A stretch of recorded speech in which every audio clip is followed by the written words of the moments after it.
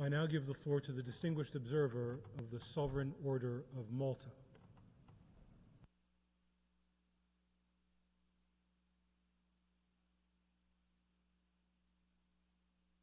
Thank you, Mr. President.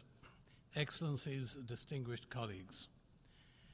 For 3 years, we've borne witness to the immense suffering inflicted upon the Ukrainian people, an anguish so profound that words struggle to convey its full measure. The sheer scale of loss is staggering. Lives senselessly cut short, families torn apart, generations left to bear the weight of a deep psychological and physical scar.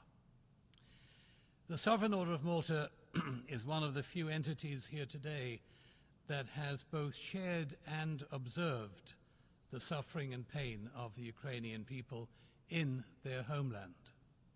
Our crisis response agency, Malteser International, in partnership with the Ukrainian Association of the Order of Malta, continues to provide life-saving assistance to innocent civilians as it has done for the past 3 years, ensuring that those caught in conflict have the fundamental necessities, not privileges, but unequivocal human rights, things like the basic elements of survival: clean drinking water, food, shelter, warmth, medical care, things essential yet out of reach for so many.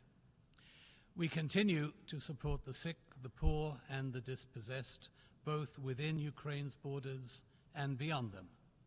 We will continue to assist amputation patients, ensuring they receive not only limbs but comprehensive rehabilitation, physiotherapy and psychological care. We will persist in providing psychosocial support to victims, striving to mitigate the deep, invisible wounds of war, especially among children and young adults. And we will continue to comfort and support the elderly.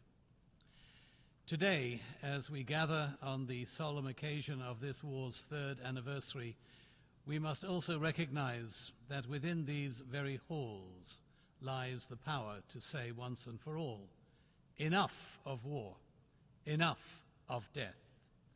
But words alone will not suffice.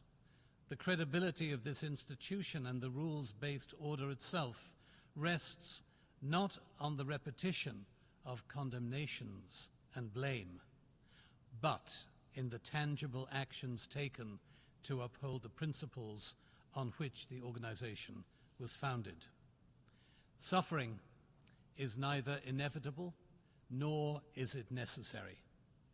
Let us apply the very values we profess, the values of justice and human dignity, to bring this war to an end.